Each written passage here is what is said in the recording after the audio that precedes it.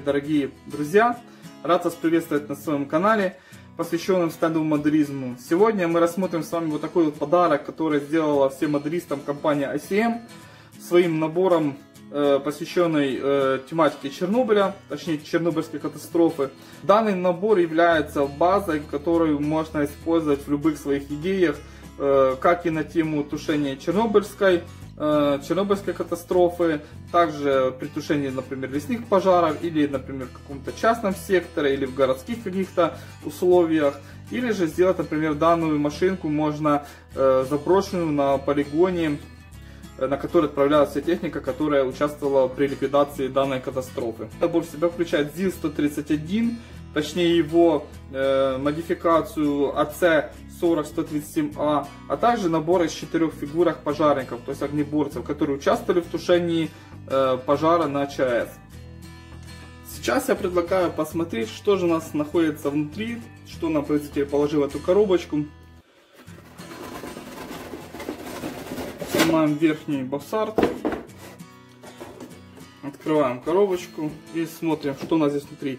Внутри у нас один пакет с цветниками, которые посвящены самому ЗИЛу 131. Вот у нас сразу можно посмотреть вот элементы кабины. Единственное, что немножко мне непонятно, почему не сделать передние дверцы или вообще дверцы сделать отдельно, чтобы их можно было сделать открытыми. Это было бы еще интереснее для сборки, но, к сожалению, почему-то производитель не сделал их отдельным элементом. Соответственно, если кто-то захочет, придется аккуратненько это все дело отрезать.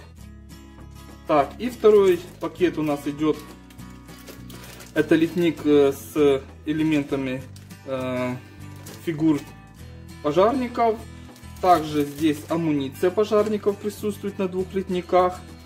2 литника прозрачным пластиком, это скорее всего забрало пожарная, и шлангочка, которая рукав, грубо говоря, который пожарники подключают к автоцистерне. И еще у нас здесь инструкция присутствует, отдельно мы ее чуть попозже рассмотрим. И вот такой вот красивый, уже знакомый с первого набора задничек.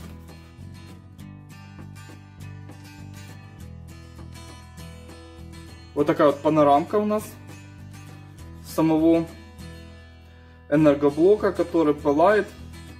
Здесь на боковой стороне присутствуют обломки конструкции. И плюс ко всему здесь очень приятным бонусом идут сами куски графитовых стержней. Поэтому, то есть, можно разложить будет их еще по нашей подставочке. Вот такой вот приятный бонус. А теперь вернемся к инструкции. Здесь инструкция на английском и на русском языке. Здесь варианты красочек, которые используются для покраски данной модели. Краткая характеристика. С обратной стороны у нас изображен вариант раскраски с номером 2 Припять. То есть показывает, что эта машина была привязана к данному участку. В инструкции у нас здесь еще вот такая вот находится декаль. Здесь номерные знаки. Также у нас здесь представлены такой вкладышем варианты раскраски пожарников. Ну, довольно-таки в таком шаржевом варианте они изображены здесь. То есть детализация не очень на высоком уровне, то есть художники не заморачивались. Вот, и вот те же самые вот графитовые стержни изображены. Ну, просто покрасить. И сам процесс сборки данной автоцистерны пошаговый. Довольно-таки очень много этапов.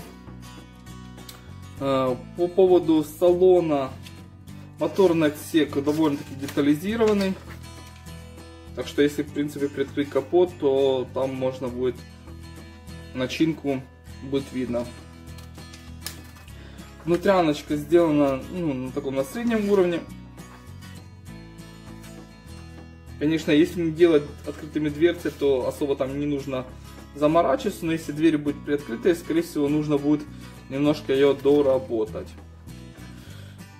То есть вот и дальше этап идет сборки самой цистерны с водой. Показано здесь, единственное, что расстраивает, это то, что вот эти вот ящики, где хранятся сами рукава, то есть их тоже было бы можно сделать открытыми и показать, что там какая-то начинка была. Но, скорее всего, эта модель у нас не интерьерная. Будем надеяться, что компания ICM выпустит к ней какие-то элементы интерьера для того, чтобы доделать. Было бы намного интереснее, если бы они открывались, были открытыми и пожарники могли оттуда что-то доставать.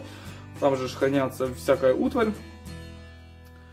Ну, довольно-таки детализированная сборка по фасаду модели. Лестница. Но я думаю, что можно будет ее сделать и отдельно, то есть где-то приставить, выдвижной сделать ее.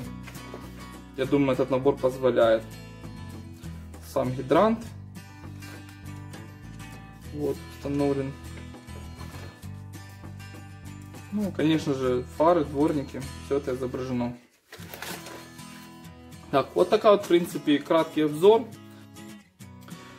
В рубрике «Под микроскопом» мы с вами отдельно рассмотрим литники. То есть данный обзор был посвящен только вместимости коробки. И дабы, чтобы не пропустить дальнейший обзор, подпишитесь на канал, поставьте палец вверх этому видео. И давайте строить модели вместе.